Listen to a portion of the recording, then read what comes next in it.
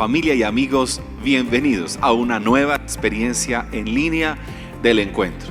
Hoy, como siempre, tenemos buenas noticias y también una excelente invitación para todos los padres que están comprometidos con el discipulado de sus hijos. Así que más adelante estaremos hablando un poco de esto. También disponemos nuestro corazón para juntos exaltar al Señor, recibir el consejo de su palabra y prepararnos para una nueva semana en la cual, en el poder del Espíritu Santo, podemos ser empoderados e impulsados a vivir en su propósito eterno. Cristo es la cabeza del cuerpo que es la iglesia. Él es el principio, el primogénito de la resurrección, para ser en todo el primero, porque a Dios le agradó habitar en él con toda su plenitud y por medio de él reconciliar consigo todas las cosas, tanto las que están en la tierra como las que están en el cielo, haciendo la paz mediante la sangre que derramó en la cruz.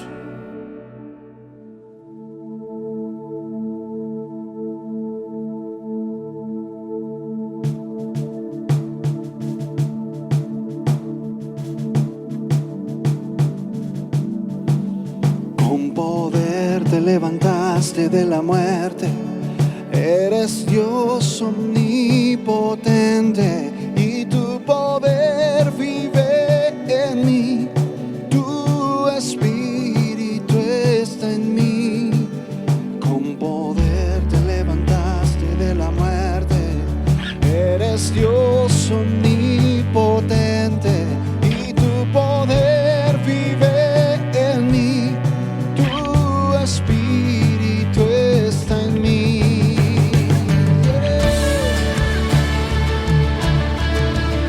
Tu espíritu en nosotros.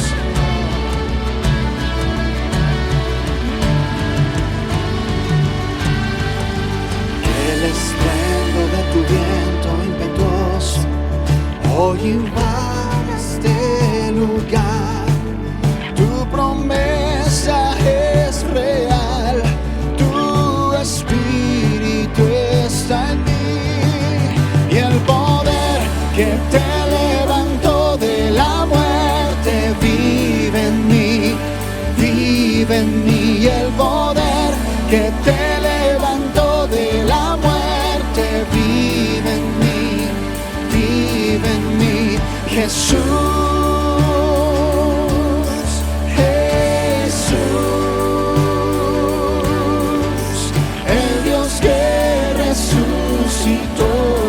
vive en mí.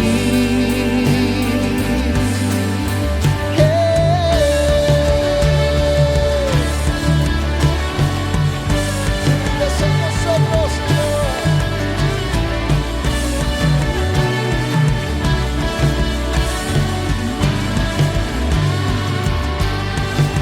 y el poder que te levantó de la muerte vive en mí.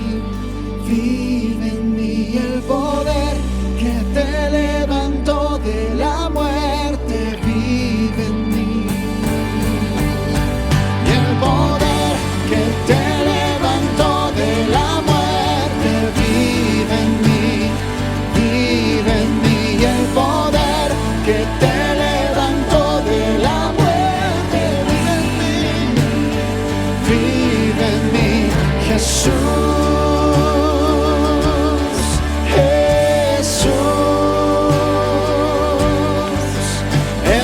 Que resucitó, vive en mí. Jesús, mi Señor, Jesús, nuestro Dios, el Dios que resucitó, vive en mí.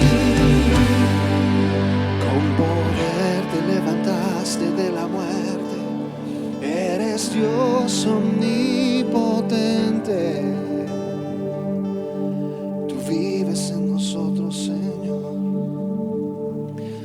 La palabra de Dios dice en 2 de Pedro, en el capítulo 1, versículo 17, hablando de Jesús, Pedro recordándole al pueblo todas las cosas que sucedieron acerca de Jesús, decía: Él recibió honor y gloria de parte del Dios el Padre, cuando desde la majestuosa gloria se le dirigió aquella voz que dijo: este es mi Hijo amado, estoy muy complacido con él.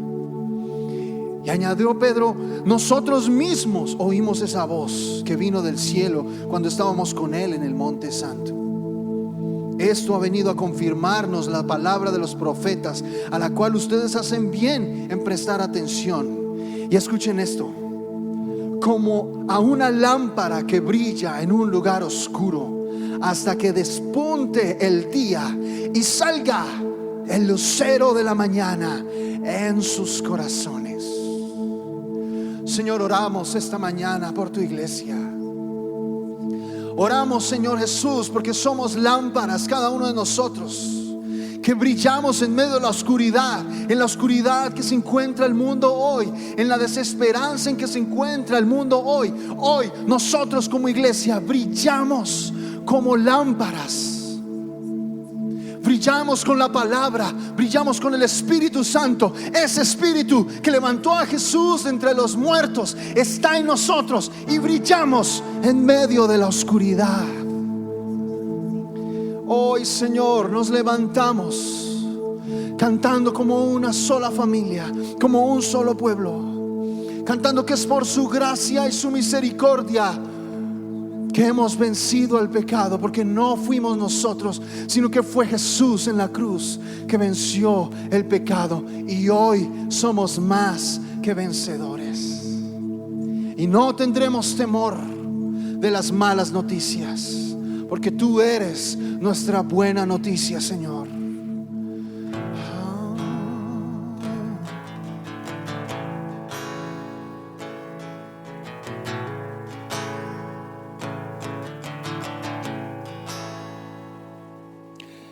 Juntos hoy cantamos como hermanos, Él nos unió. Hijos de todo pueblo, este es el tiempo de alzar la voz. No escucharé al miedo, mi mirada pongo en el cielo.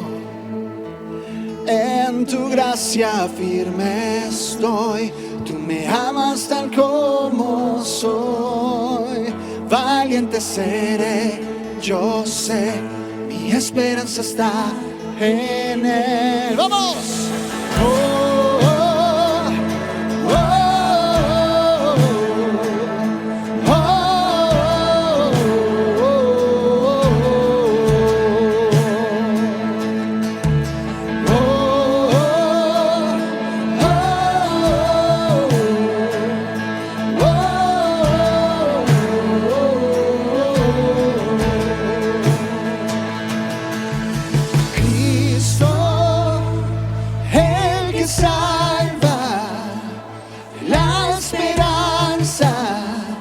Está en él, Cristo, luz del cielo, Rey eterno, amigo fiel.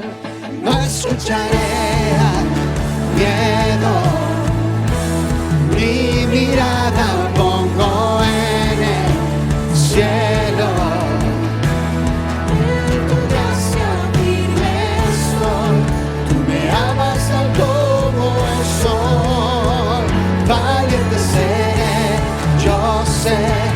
Mi esperanza está en él. Oh, oh, oh, oh,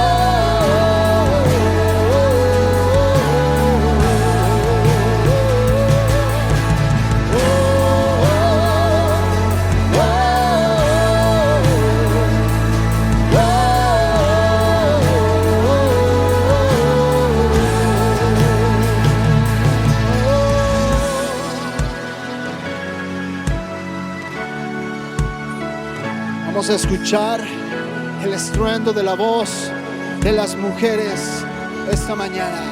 Vamos. Subirán en los cielos el sonido de nuestra adoración. Las murallas caen a sus pies al oír su voz. Por su gracia Él nos limpió. Cuán bueno es Dios, su nombre es Cristo. Se oirá en los cielos el sonido de nuestra adoración. Las murallas caen a sus pies al oír su voz. Por su gracia Él nos limpió. cuán bueno es Dios, su nombre es Cristo. Se oirá en los cielos el sonido de nuestra adoración. Las murallas caen a sus pies al oír su voz. Por su gracia Él nos limpió. Cuán bueno es Dios, su nombre es Cristo.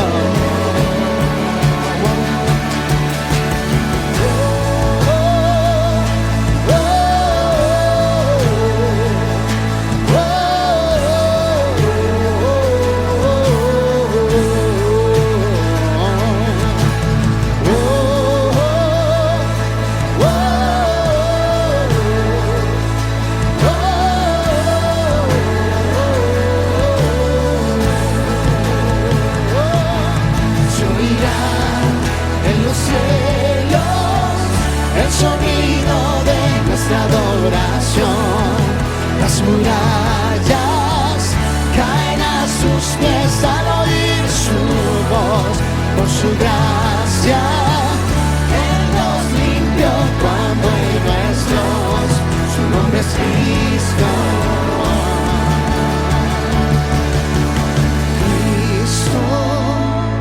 El que salva, la esperanza está en Él.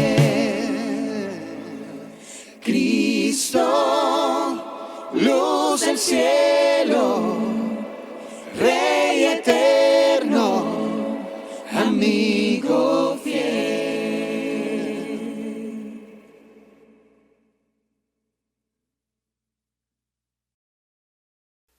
Somos una iglesia generacional y por eso estamos comprometidos en el discipulado de las nuevas generaciones. Pero tenemos claro también que los padres juegan un papel importantísimo, diríamos prioritario en este proceso. Así que como iglesia seguimos acompañando a los padres. Es por eso que el próximo miércoles a las 7 de la noche tendremos una conferencia vía Zoom, la cual se ha titulado Lo que los hijos desean que sus padres sepan. Estará con nosotros el pastor Jorge Garay, quien es el director nacional de E625. Yo creo que va a ser un tiempo extraordinario.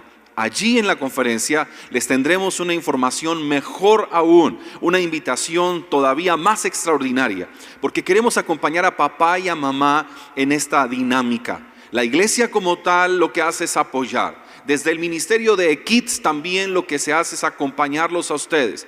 Por eso papá y mamá, prepárense para este próximo miércoles 16 de septiembre. Y ahora mismo a las 11:50 conecta a tus hijos vía Zoom para que en 20 minutos ellos reciban una impartición de la palabra y ellos puedan a través de la escritura conocer a un Dios que los ama y que también les va a enseñar a amar. Recuerden, somos una iglesia generacional.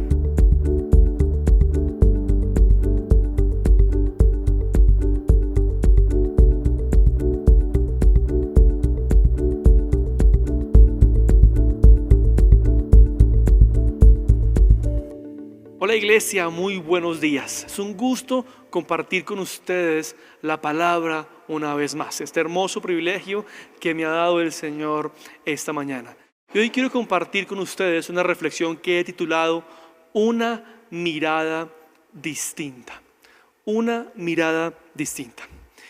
Hay personas que tienen la capacidad de ver lo que yo no puedo ver. Hay personas que frente a ciertos eventos de la vida ven algo y yo no. Por ejemplo, me pasa mucho con los escenarios comerciales, con algunas empresas, donde yo observo una empresa y analizo y digo, qué mala idea, qué mal lugar, el local es feo, la propuesta es mala, me parece una mala idea, pero son exitosas, venden muchísimo, son muy prósperas. Y ahí es donde yo digo que lo que yo veo como una mala idea, como un local inadecuado, mal ubicado, hay personas que tienen la capacidad de ver algo que yo no veo. Personas que a nivel empresarial tienen una mirada distinta. Seguramente si a mí me hubieran preguntado antes sobre ese negocio, yo diría, no sirve, no se esfuercen en eso, que es una mala idea. Pero hubo alguien que tuvo una mirada distinta, puso ese negocio y prosperó. También pasa con los diagnósticos médicos, ¿verdad? Cuando recibimos un diagnóstico y no estamos como muy conformes, lo que hacemos generalmente es buscar una mirada distinta, un profesional que nos dé un diagnóstico más alentador, un profesional que nos dé una mirada que me genere esperanza, una mirada distinta, y de alguna u otra manera pasamos a otro escenario médico para tener otra perspectiva. También pasa con la música. Lo que para muchos es una muy buena música, tal vez para los licenciados en música que hacen parte del equipo de alabanza no es tan buena, porque ellos tienen una perspectiva diferente de lo que es la música y tienen la capacidad de mirar y de escuchar de una manera distinta. También pasa cuando buscamos consejo. Eso es lo que buscamos cuando nos acercamos a alguien para pedir un consejo, para contar nuestra historia. Queremos que alguien vea nuestra realidad y nos dé una mirada distinta, nos dé un panorama diferente al que nosotros podemos ver. Es lo que buscamos cuando buscamos consejo.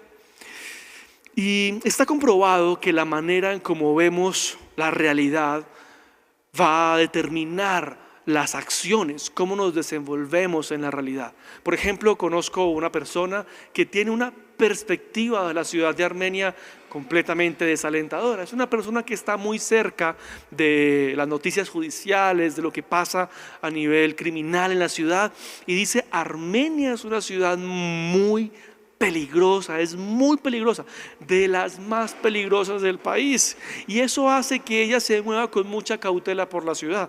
Casi no sale de su apartamento, todo lo pide a domicilio, porque tiene una perspectiva que la ciudad es muy peligrosa. A mí no me pasa eso, yo tengo una mirada distinta de esta ciudad y me muevo con mucha tranquilidad, me muevo con mucha libertad por esta ciudad, porque si bien considero que hay escenarios peligrosos, no considero que sea tan trágica la realidad de la seguridad de Armenia. Por lo tanto, me muevo con más libertad. Justamente la semana pasada, frente a este lamentable hecho donde una persona fallece debido a un procedimiento judicial, y respecto a diferentes áreas de la vida surgen diferentes miradas. Cada quien mira la realidad desde su perspectiva, desde la cosmovisión que presenta, y va a determinar su acción. Cuando miramos al futuro, por ejemplo, algunos ven una catástrofe, algunos al mirar hacia el mañana no ven nada, y otros al mirar hacia su futuro tienen una mirada distinta. Y con base en esto que estamos hablando, quiero que vayamos a un texto donde justamente se evidencia un contraste de perspectivas, a través del cual podremos extraer elementos importantes que nos ayudarán a tener una mirada correcta de nuestra realidad y de nuestro mañana. Pero antes de hacer la lectura del texto de hoy, permítanme hablar un poco del contexto que vamos a revisar. Este año ha sido para mí difícil salir del desierto en los términos de mis estudios bíblicos. He dado muchas vueltas con el pueblo de Israel por Éxodo, por Jueces, por Deuteronomio, por esa temporada donde Dios obró de manera magnífica. Y hoy permítame compartir una reflexión también en ese contexto. Recordemos que el pueblo de Israel parte de Egipto, donde se encontraba en esclavitud, pasándola muy mal. Realmente la situación del pueblo en Egipto era paupérrima, terrible. Estaban esclavos, gobernados, subyugados por Egipto. Y Dios, a través del liderazgo de Moisés, emprende el éxodo del pueblo con manifestaciones maravillosas. Una promesa clara: la tierra prometida. Una tierra donde fluye leche y miel, una tierra donde ellos iban a ser los administradores, los dueños, los que habitaban con libertad y podrían establecer una nación en un territorio establecido por Dios. La tierra prometida es lo que buscan aquellos que salen de Egipto y mientras peregrinan por el desierto siempre están pensando en la tierra prometida. Ya han pasado 2 años y en esos 2 años han sucedido muchísimas cosas: sufrimiento, crisis, hambre. Se han quejado, han murmurado, se han ido en contra de Dios. El pueblo se ha ido en contra de Moisés, se ha ido en contra de Aarón. Ha sido 2 años muy activos donde Dios los perdona, donde Dios insiste y con paciencia los sigue guiando hacia la tierra prometida. Pero llega el momento donde se encuentran y de cerca con Canaán, la tierra prometida. Llega el momento donde ya atraviesan su desierto y llegó ese momento específico de cruzar hacia la tierra prometida. Y quiero que leamos esta historia alrededor del contexto que acabo de plantear. Moisés entonces envía a unos hombres a explorar. Envía a unos hombres a mirar cuál es el territorio, cómo son las condiciones para diseñar las estrategias que tendrán que implementar para poseer esa tierra. Quiero que leamos Números, capítulo 13, del versículo 12 al 32. Dice así: Moisés envió a los hombres a explorar la tierra y les dio las siguientes instrucciones. Vayan al norte a través del Negev hasta la zona montañosa. Fíjense cómo es la tierra y averigüen si sus habitantes son fuertes o débiles, pocos o muchos. Observen cómo es la tierra en que habitan. ¿Es buena o es mala? ¿Viven en ciudades amuralladas o sin protección a campo abierto? ¿El terreno es fértil o estéril? ¿Abundan los árboles? Hagan todo lo posible por traer muestras de las cosechas que encuentren. Era la temporada de la cosecha de las primeras uvas maduras. Así que subieron y exploraron la tierra desde el desierto de Sin hasta Rehob, cerca de Lehot Hamat. Yendo al norte, atravesaron el Negev y llegaron a Hebrón, donde vivían Ahimán, Sesai y Talmai, todos descendientes de Anac. La antigua ciudad de Hebrón fue fundada 7 años antes de la ciudad egipcia de Zoán. Cuando llegaron al valle de Escol, cortaron una rama con un solo racimo de uvas tan grande que tuvieron que transportarlo en un palo, entre 2. También llevaron muestras de granadas e higos. A ese lugar se le llamó Valle de Escol, que significa racimo, por el racimo de uvas que los israelitas cortaron allí. Después de explorar la tierra durante 40 días, los hombres regresaron a Moisés, a Aarón y a toda la comunidad de Israel en Cades, en el desierto de Parán. Informaron a toda la comunidad lo que vieron y les mostraron los frutos que tomaron de la tierra. Este fue el informe que dieron a Moisés. Entramos en la tierra a la cual nos enviaste a explorar, y en verdad es un país sobreabundante, una tierra donde fluye la leche y la miel. Aquí está la clase de frutos que allí se producen. Sin embargo, el pueblo que la habita es poderoso y sus ciudades son grandes y fortificadas. Hasta vimos gigantes allí, los descendientes de Anac. Los amalecitas viven en el Negev, los hititas, los jebuseos y los amorreos viven en la zona montañosa. Los cananeos viven a lo largo de la costa del mar Mediterráneo y a lo largo del valle del Jordán. Pero Caleb trató de calmar al pueblo que se encontraba ante Moisés. Vamos enseguida a tomar la tierra, dijo. De seguro podemos conquistarla. Pero los demás hombres que exploraron la tierra no estuvieron de acuerdo. No podemos ir contra ellos, son más fuertes que nosotros. Entonces comenzaron a divulgar entre los israelitas el siguiente mal informe sobre la tierra. La tierra que atravesamos y exploramos devora a todo aquel que vaya a vivir allí. Todos los habitantes que vimos son enormes, hasta había gigantes, los descendientes de Anak. Al lado de ellos nos sentíamos como saltamontes y así nos miraban ellos. Este es el informe que dan los hombres al explorar la tierra prometida.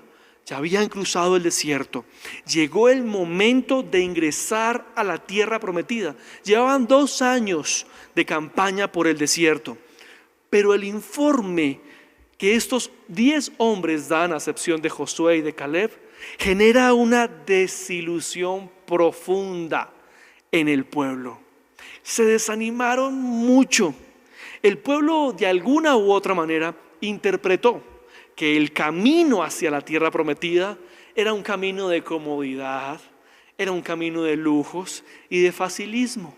Cuando escucharon que Dios los iba a guiar y los iba a llevar a una tierra donde fluye leche y miel, pues ellos pensaron que ese peregrinaje iba a ser fácil, iba a ser cómodo y que no iban a pasar ninguna dificultad y que iban a llegar a la tierra prometida y se iban a encontrar todo preparado, todo listo, todo estaba a disposición para ellos. Pero cuando estos hombres traen el informe, se dan cuenta que no es así. Tendrían que conquistar la tierra, tendrían que luchar, tendrían que esforzarse, tendrían que ir a la batalla y tal vez esto no estaba en los cálculos.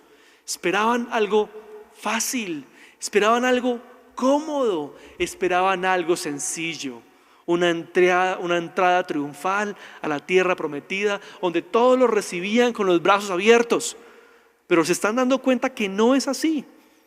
Que los van a recibir con espada, que los van a recibir con guerra y que van a tener que batallar. El pueblo interpretó el camino a la tierra prometida como un camino de comodidad, de facilismo y de lujos. Por lo tanto, al revisar esta historia, puedo interpretar que el pueblo de Israel no estaba interesado en Dios.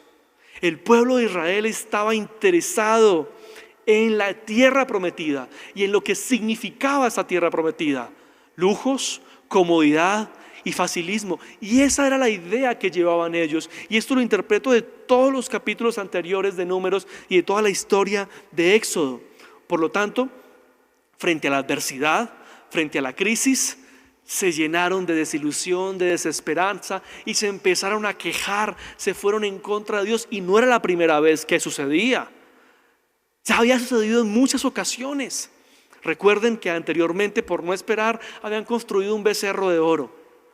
Eran un pueblo que solo tenía en mente la comodidad, el facilismo y los lujos. Y en ese contexto, en ese momento, ellos dijeron: no vamos a entrar a la tierra prometida. Estaban dándole la espalda al desierto y dándole la cara a la tierra prometida. Y en ese punto ellos dicen: no vamos a entrar. Es muy difícil. Hay gigantes, hay que batallar, hay ciudades fortificadas, ciudades amuralladas. Esa es una misión suicida, no podemos hacerlo. Y de igual manera hoy, muchos cristianos nos comportamos a veces de la misma manera. Vivimos exigiendo a Dios una vida cómoda, una vida lujosa y una vida fácil. Vamos detrás de la idea de que Dios nos promete comodidad, lujos y facilidades. Y por lo tanto, frente a las adversidades, igual que el pueblo de Israel, llenamos nuestra boca de reclamos, de quejas, de un mensaje de desesperanza, de un mensaje fatalista, porque teníamos una expectativa que Dios nunca nos prometió.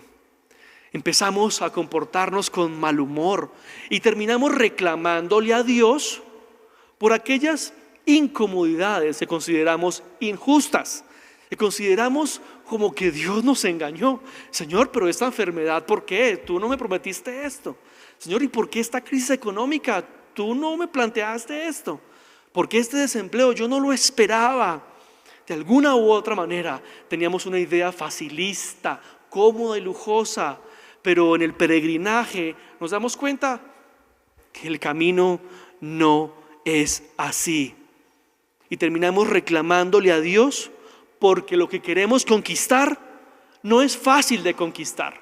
No sé qué es lo que usted quiere conquistar el día de hoy. No sé qué representa para usted hoy la tierra prometida. ¿Cuál es esa tierra que usted quiere conquistar? ¿Qué es eso que Dios le dijo que le daría? ¿Cuál es ese lugar al que Dios le dijo que usted llegaría?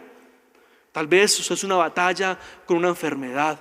Tal vez esa es la tierra prometida para usted, la salud, la victoria frente a la enfermedad. Tal vez es una libertad financiera, su libertad financiera. Posiblemente es una posición ministerial. ¿Qué sé yo? ¿Cuál es la tierra prometida para usted? Pero cuando nos damos cuenta que no es tan fácil, que hay que luchar, que no es tan cómodo, cuando nos damos cuenta que realmente no era un camino de facilismo, comodidad y lujos, empezamos a reclamarle a Dios, empezamos a entrar en enemistad con Él. Y muchas personas en estos tiempos de pandemia, muchos cristianos entraron en esta crisis y se alejaron de Dios, se distanciaron de la iglesia, porque de alguna u otra manera era: Señor, ¿y esto qué?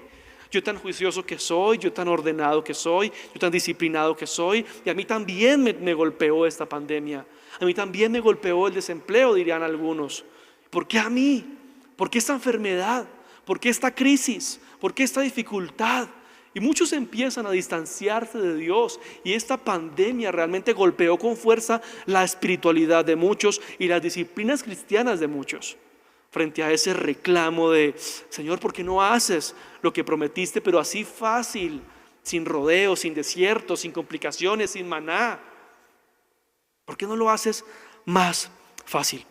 He escuchado relatos ficticios o verdaderos, la verdad no puedo comprobarlo, no sé, que generalmente las personas que hacen un pacto con el diablo, entregan su alma al diablo, lo hacen porque quieren encontrar comodidad, lujos y facilismo. Y parece ser que esa es la contraprestación de hacer un pacto con el diablo: lujos, comodidad y facilismo.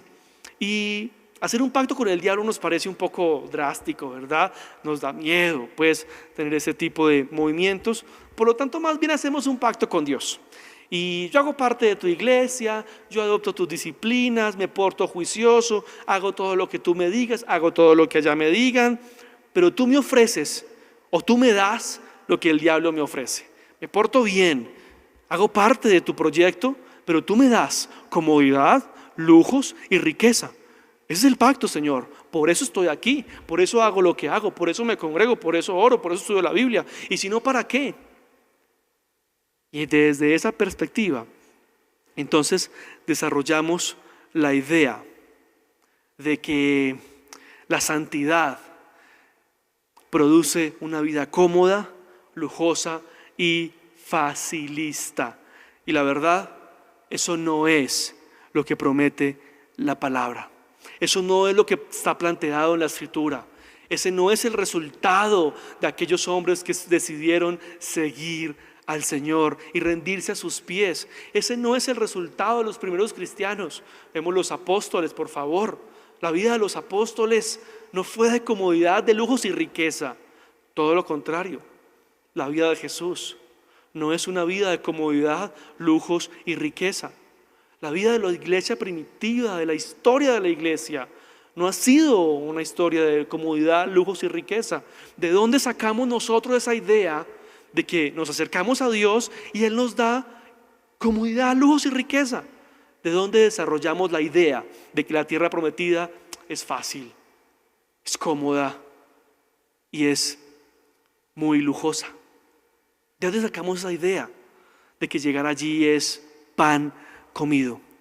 Y cuando esto sucede, cuando entramos en crisis, entonces nos enojamos con Dios y le decimos: Señor, yo te cumplí una vida de servicio, una vida siendo buena persona.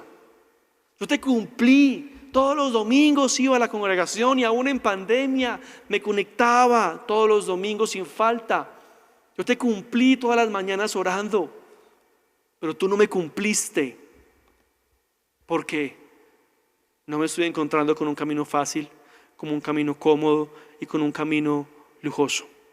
No sé si usted se pueda sentir identificado con este pueblo de Israel, que de alguna u otra manera tenían una teología completamente disfuncional. Asimismo, muchas veces nosotros tenemos una teología completamente disfuncional. Frente a la adversidad decimos: no, entonces no entro a la tierra, más bien me devuelvo para Egipto. Muchas veces hacemos eso. Cuando nos encontramos frente a una adversidad, echamos de para atrás, damos un paso al costado y más bien decimos: esto no era para mí. Dios no me cumplió. Esto fue lo que sintió el pueblo de Israel cuando escuchó el informe de Canaán.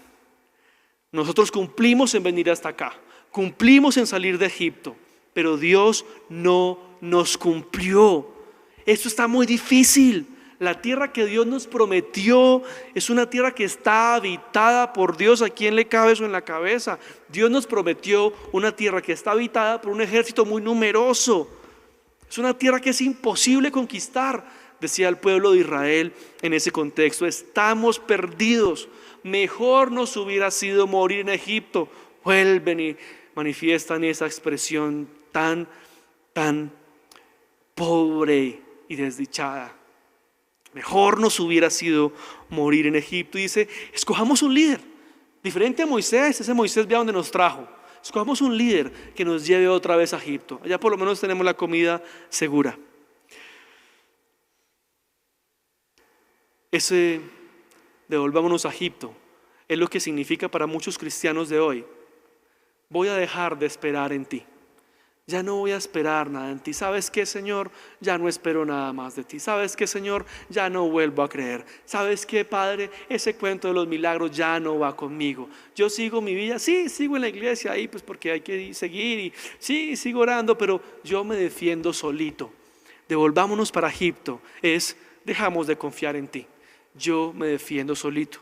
Y hoy hay muchos cristianos que son cristianos, pero tienen la idea de que ellos se defienden solos. Son cristianos, pero tienen la idea de que Dios no tiene ninguna influencia en sus vidas, porque ellos hacen y logran lo que ellos se propongan. Se devolvieron para Egipto, se devolvieron para sus vidas y dejaron de poner su mirada en la tierra prometida. Qué teología tan pobre, como lo dijimos hace un momento. Qué teología tan pobre dejamos a veces ver nosotros en nuestros comportamientos frente a la dificultad y frente a la adversidad. Nuestra naturaleza pecaminosa nos lleva a tener más interés en la tierra prometida que en Dios mismo. Nuestra naturaleza pecaminosa nos lleva a desear la comodidad, los lujos y el facilismo, pero nos impide disfrutar de la comunión con Dios y la presencia de Dios. Josué y Caleb entendieron eso. Había algo que a ellos les permitía tener una mirada distinta, y era que disfrutaban a Dios. Entendieron que la comunión con Dios, la comunión con el Padre, hacía parte de la tierra prometida, hacía parte del privilegio. Entendieron que Dios era suficiente. Y en ese orden de ideas, entonces Josué y Caleb pueden ver la realidad de una manera distinta. 10 hombres que tienen una mirada fatalista de la realidad. Pero Josué y Caleb tienen una mirada diferente. Vieron exactamente la misma tierra, vieron exactamente los mismos frutos, vieron los mismos gigantes y las mismas murallas. Pero estos 10 dan un informe de terror y estos 2 dan un informe de esperanza. No facilista, no de positivismo barato, un informe alineado con la voluntad del Padre. Los 10 vieron gigantes. Josué y Caleb vieron a un Dios que derriba gigantes. Los 10 vieron un gran ejército.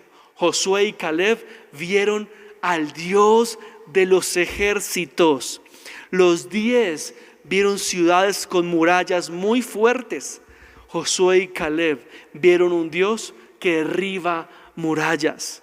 Los 10 vieron un camino imposible. Josué y Caleb vieron al Dios que hace posible lo imposible. Josué y Caleb tuvieron una perspectiva diferente, tuvieron una mirada distinta y lograron ver con los ojos espirituales, más allá de lo que sus ojos naturales veían. Estaban alineados con Dios, habían escuchado la promesa y la habían creído. Y lograron ver con otros ojos la misma realidad. Josué y Caleb lograron ver lo que Dios estaba viendo de esa tierra. Estos 10 y el pueblo entero no logró ver más allá de sus narices. Mientras que unos se quejaban y daban un paso atrás, los otros 2 confiaban y estaban dispuestos a avanzar. Estaban deseosos de meterse entre esos gigantes y conquistar esa tierra. De igual manera, iglesia, hoy se necesitan hombres y mujeres como Josué y Caleb que tengan la capacidad de ver de manera distinta la realidad que estamos afrontando. Hoy se necesitan cristianos que tienen una perspectiva diferente de lo que está sucediendo, que no se van para un extremo o para el otro, sino que ven de manera distinta, interpretan la realidad con otros ojos. Hoy necesitamos discípulos con la capacidad de ver como Dios ve lo que está pasando alrededor nuestro, lo que está pasando en nuestras familias o lo que pasa en la nación o en el mundo entero. Hoy necesitamos dar un informe diferente, que nuestros informes sean más parecidos a los de Caleb y Josué y no a los de estos 10. ¿Cuáles son los informes que estás dando de la realidad en la que vives? ¿Cuáles son los informes que estás dando de tu familia? ¿Cuáles son los informes que das de esta pandemia? ¿Cuáles son tus informes en la actualidad? ¿Se parecen a los de Josué y a los de Caleb? ¿O se parecen a los de estos 10? La pandemia, ¿cuál es tu informe de la pandemia? ¿Cuál es tu informe del desempleo, de la ciudad? ¿Cuál es tu informe de esta tierra? Para no irnos más lejos, ¿cuál es tu informe de tu familia? ¿Qué es lo que estás viendo en tu esposa, en tu esposo? ¿Qué es lo que estás viendo en tus hijos? ¿Estás viendo lo que Dios ve? ¿Estás viendo lo que Dios declaró de tu casa? ¿Estás viendo lo que Dios declaró de tu esposo? ¿Estás viendo a tu familia con los ojos de la fe? ¿Cuál es tu informe de esta ciudad? ¿Eres de los que dices, Armenia va de mal en peor, Armenia es un asco, Armenia no prospera, aquí no prospera nadie, es un moridero? ¿Ese es tu informe de esta tierra? ¿Ves esta ciudad como Dios la está viendo? ¿Ves esta crisis como Dios la está viendo? ¿Cuál es tu informe de tu futuro? ¿Cuál es tu informe de tu mañana? Miras hacia el mañana y dices, no hay esperanza, no hay nada que hacer, no, esto va de mal en peor. Y surge entonces el terrorismo cristiano, también hay. Terrorismo cristiano que nos dice, no, esto estamos en los últimos tiempos, eso ya se va a acabar el mundo, no, eso no va a pasar nada, ya mejor dicho no queda más que resistir que el Señor venga pronto. Y dejamos de hacer lo que Dios nos está llamando a hacer en esta temporada. ¿Cómo Dios está viendo la iglesia en estos tiempos? No, qué pereza, esa conectividad por internet, no, que Harter a mí no me gusta eso, no, qué aburridor, no me llaman, no esto, ahora volver a la iglesia, pero con esas restricciones y es un fatalismo por todo lo que sucede.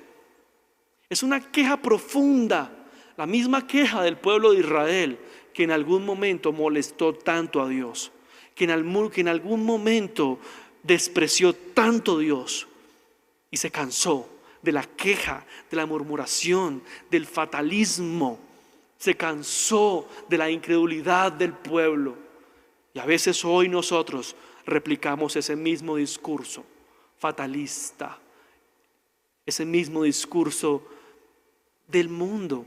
El discurso social de desesperanza se mezcla a la iglesia y terminamos hablando como ellos. Tenemos que tener la capacidad de ver nuestra realidad como Dios la ve. Como Dios la ve.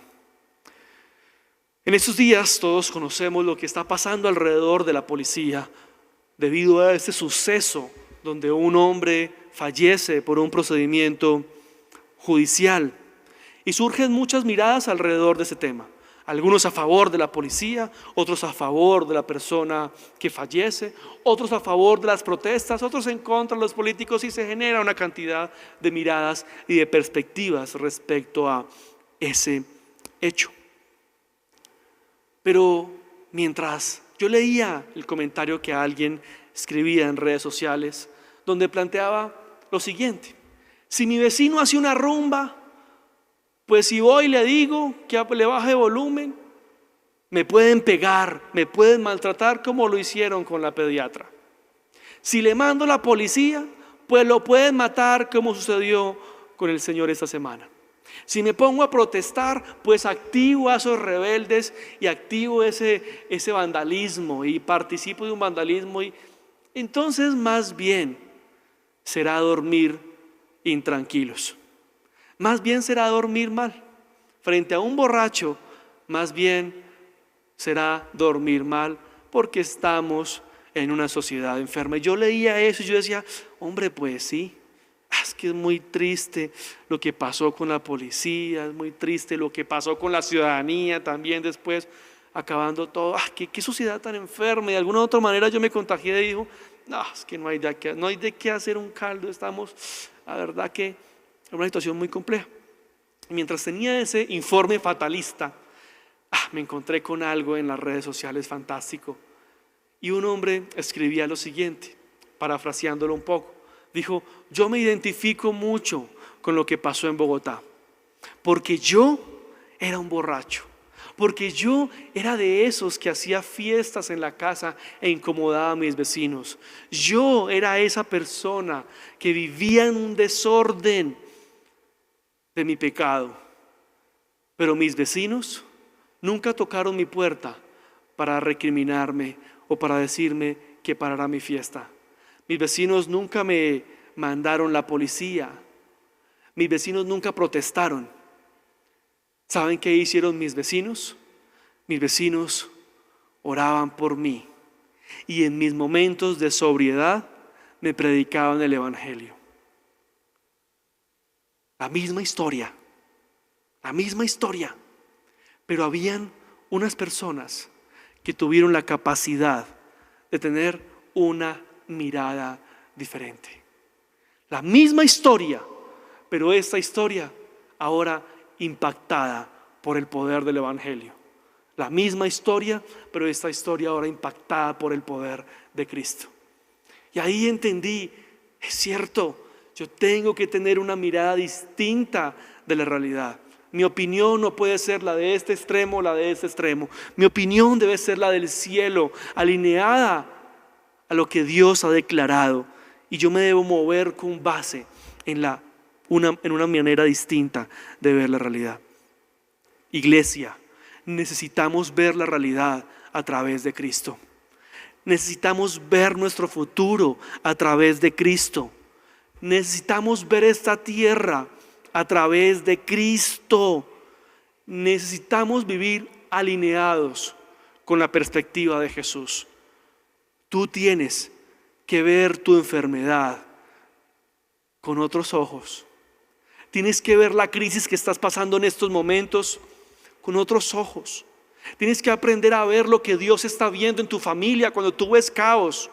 Tienes que aprender a ver lo que Dios está viendo en tu esposo, en tu esposa, cuando tú no ves nada.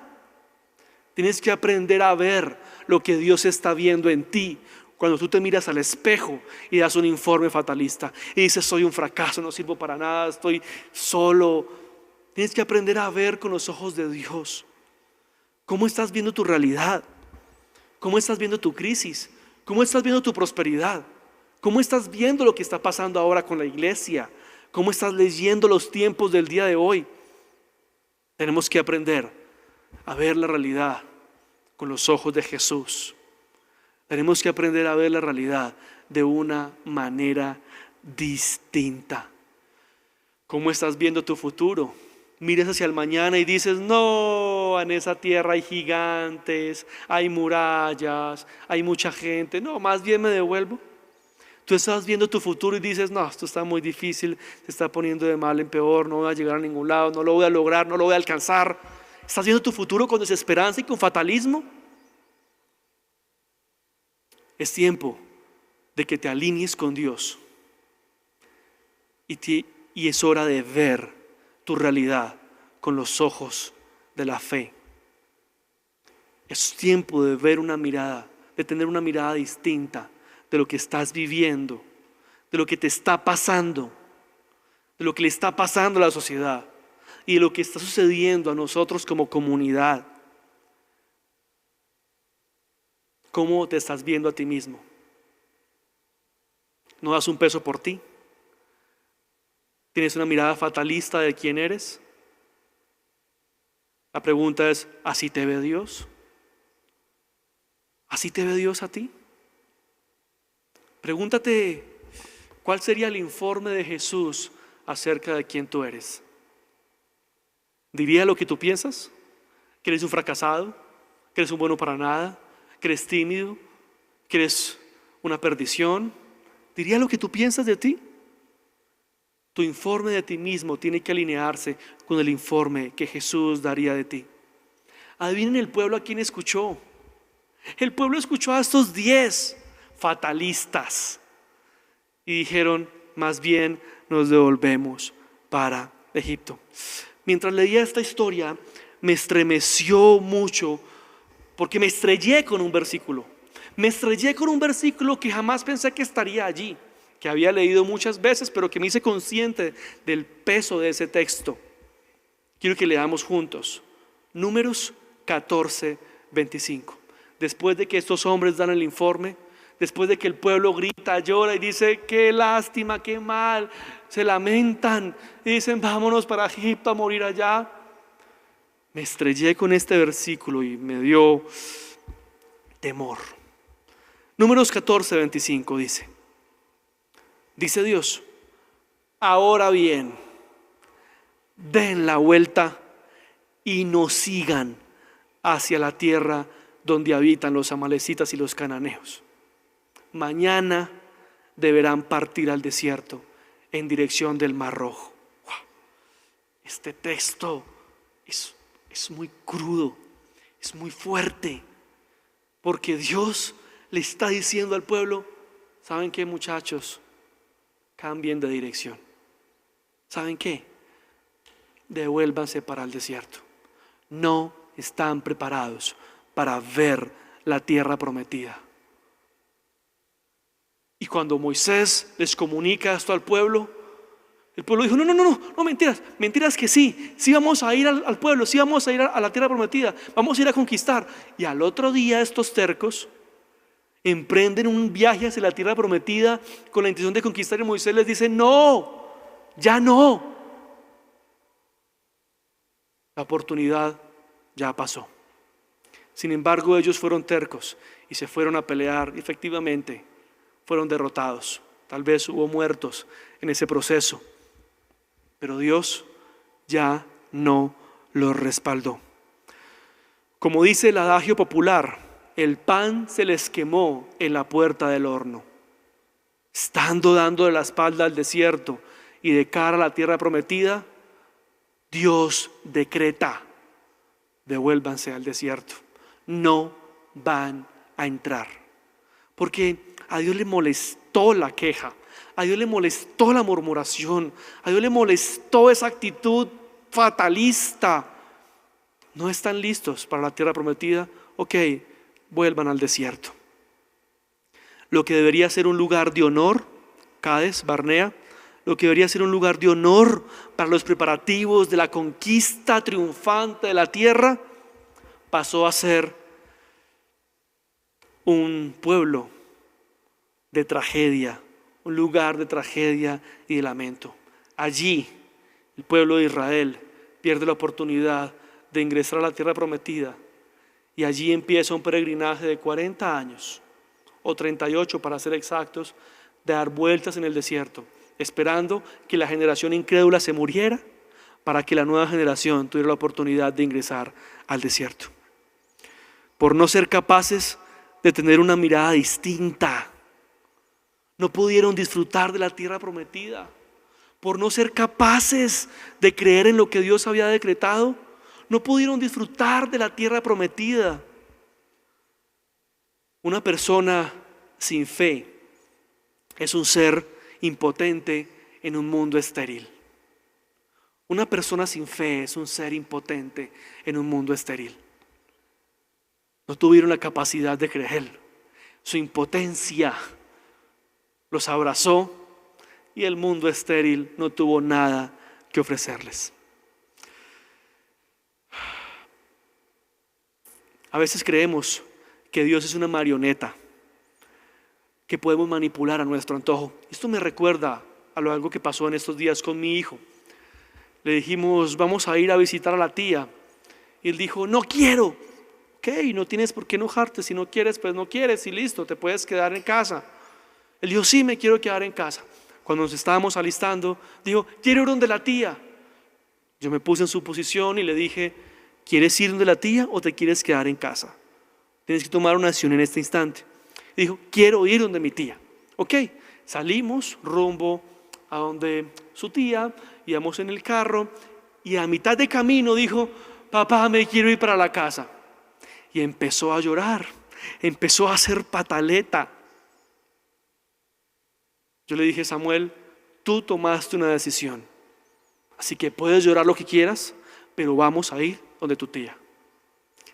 Samuel creyó que éramos marionetas, que podía jugar con nosotros como se le antojara y que podía cambiar de parecer y no pasaba nada. A veces creemos que Dios también es una marioneta y le decimos, ahora sí, no, ya no, me puse bravo. Listo, ahora sí, Señor, no, es que me molestó que no me dieras lo que yo te pedí. Ahora sí, Señor, estoy listo. No, es que la verdad estoy aburrido. Y creemos que Dios es una marioneta y que va a estar a nuestra disposición siempre.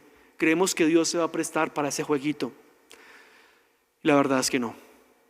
Suena duro, pero Dios no va a jugar contigo toda la vida. Llega un momento donde dice, ok, no estás listo para entrar a la tierra que te quería mostrar. La Biblia me permite afirmar que Dios no nos deja de amar. No, Dios siempre nos va a amar. La Biblia me permite afirmar que puedo perder mi salvación. No, la salvación es un regalo a través de Cristo que no podemos perder. La Biblia me permite afirmar que Dios me abandona. No, Dios siempre estará a nuestro cuidado, pues Él nos adoptó y Él cuidará de nosotros. Tendremos comunión con Él a través de Cristo. Pero a partir de esta historia, sí puedo afirmar que Dios no está jugando con nosotros. Y que si nos negamos a creer en su palabra y a creer en su poder, puedo perderme de un territorio que ha sido asignado para mí. Si te niegas a creer en su palabra y en su poder, te puedes morir sin ver lo que tenías que ver. Y esto a mí me dio mucho temor. Ahí hice un alto en el camino y dije, Señor, guárdame de perderme de lo que tú tienes reservado para mí. Cuídame de mi incredulidad y de obstinarme en contra de lo que tú has planeado. Él no está jugando con nosotros. Al que le van a dar le guardan, dicen por ahí. Pero con todo el desenlace de esta historia, efectivamente veo un Dios misericordioso y paciente, pero que llega el momento que deja de guardar. Deja de guardar y nos dice, listo, no estuviste listo para entrar en la tierra prometida. No lo verás. Muy duro, muy drástico, pero es el Dios que veo en este momento en la Escritura. Te pierdes de la gloria de Dios por incredulidad. Te pierdes de la gloria de Dios por incredulidad. La historia de Josué y Caleb no es una historia de positivismo barato. La historia de Josué y Caleb no podemos utilizarla para ese positivismo absurdo de tener una mirada positiva, ver las cosas buenas de la vida. No es la historia. No se trata de ese positivismo irrealista que niega la realidad y que se inventa una realidad ficticia y que responde: ¿cómo estás? Bendecido y en victoria, cuando estoy en derrota. Hey, ¿cómo vas? Bien y mejorando cuando estoy mal y empeorando. O ese positivismo absurdo que dice: Armenia es la ciudad más próspera del mundo. Realmente no es así. Se trata más bien de no negar la realidad, de no negar los gigantes, de no negar las ciudades amuralladas, pero tampoco negar el poder de Dios y tampoco negar la promesa que Dios ha hecho en nuestra vida. Una mirada distinta es aprender a ver las dificultades y la crisis como Dios las ve. Una mirada distinta es aprender a ver el sufrimiento, el dolor con los ojos de Jesús, aquel que venció todas las adversidades representadas en nuestra historia. Ese texto no nos invita a tener una mirada positiva, nos invita a ver como Dios ve, a pesar de la dificultad. Así que, iglesia, que ese sea un tiempo para tener una mirada distinta. No te ocupes de estar en un lado o de estar en el otro. Ocúpate de ver tu realidad como Dios la ve. Te invito para que hagamos una oración y respondamos a esta palabra. Señor, te pido que tú abras nuestros ojos, que nos permitas ver lo que tú estás viendo en esta realidad. Te pido, Señor, que nuestro espíritu sea alineado con el tuyo y podamos ver, Señor, como tú ves. Guárdame de mi incredulidad, guárdame del fatalismo y del terrorismo que produce mi naturaleza pecaminosa que me lleva a la desesperanza. Padre, no me quiero perder nada por incredulidad. Sé que hay una tierra prometida, que hay algo asignado para mí, que hay algo asignado para cada persona que está aquí conectada en este momento. Yo te pido, Señor, que tengamos la valentía y la capacidad de ver de una manera distinta nuestra realidad. En el nombre de Cristo Jesús te pido que tú limpies nuestra visión, que nos permitas ver y entender esta pandemia, esta crisis mundial, esta crisis nacional, que nos permitas interpretar y leer los tiempos de la manera correcta. Permítenos ver como Caleb, como Josué, permítenos ver como Cristo. Te lo pedimos, Señor, que la mirada respecto a nuestra familia, a nuestro trabajo, a nuestra ciudad, que la mirada hacia nuestro futuro no sea como la del mundo, sino que podamos ver como tú ves, Señor. Te pedimos perdón por nuestra obstinación, te pedimos perdón por nuestra fatalidad, te pedimos perdón por nuestro negativismo, te pedimos perdón por nuestra incredulidad, te pedimos perdón porque a veces decidimos volver a Egipto. Ten misericordia de nosotros, Señor. Ten misericordia, Señor, de nosotros. Perdona nuestra torpeza a la hora de leer los tiempos. Perdona nuestra torpeza a la hora de interpretar la realidad. Perdona nuestra torpeza a la hora de dar informes. Perdona, Señor, nuestra falta de fe.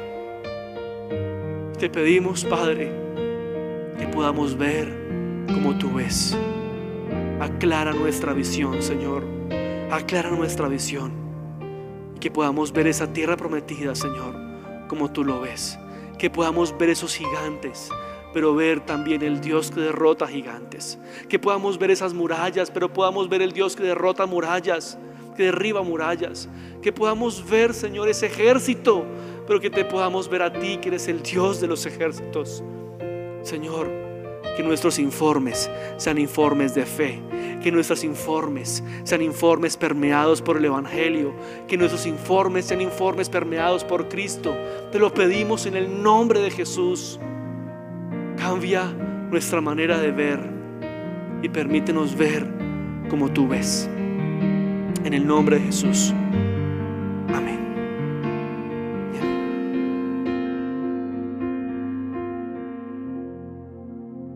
Iglesia, de esta manera nos despedimos de este espacio de comunión donde adoramos al Señor y escuchamos su palabra. Que tengan una bendecida semana. Hablemos pues de las buenas noticias. Este mes, si Dios quiere, podremos dar inicio nuevamente a nuestras reuniones presenciales siguiendo todos los protocolos de bioseguridad que han sido establecidos para todos los servicios religiosos en el país y especialmente en nuestra bella ciudad de Armenia. Tendremos con líderes y servidores un plan piloto en esta semana siguiente y haremos entonces la apertura oficial el domingo 27 de septiembre. Tendremos varias reuniones, pero para esto es necesario que usted pueda inscribirse, pueda llamar a los números o escribir a los números del encuentro y hacernos saber el deseo que tiene de estar en una de estas reuniones y nosotros podremos asignarle el horario en el que usted puede venir y estar con nosotros en un tiempo de adoración y alabanza. Para tener en cuenta, los servicios solamente tendrán una duración de 1 hora y usted debe llegar 20 minutos antes para hacer todo el protocolo previo antes de ingresar al auditorio. No podremos traer nuestros niños pequeños y solo podrán asistir chicos mayores de 12 años. Todas las personas deben venir con una previa inscripción.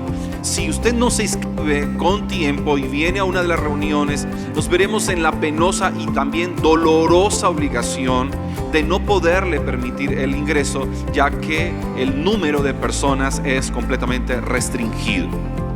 Vamos a seguir todos los protocolos. Por favor, pedimos siga las instrucciones del equipo logístico. Si usted ha estado enfermo estos días, si usted ha tenido alguna sintomatología, tiene una enfermedad de base un poco compleja, le vamos a pedir que por amor a sí mismo y por amor a la comunidad pueda ver la transmisión desde su casa. Porque aunque estemos aquí en el auditorio, se seguirán haciendo las transmisiones en línea y podrá verlo desde su casa con toda la seguridad requerida. Estamos muy emocionados, de verdad, de poder iniciar. Estamos orando a un tiempo bellísimo en el que el Señor nos siga ministrando, pero que también el Señor nos guarde. Recuerden, todo debe ser hecho por anticipado. Y como esta grabación queda en YouTube, vuelva a escuchar las instrucciones para que así nos familiaricemos y sepamos qué es lo que nosotros vamos a hacer. Que Dios les continúe bendiciendo.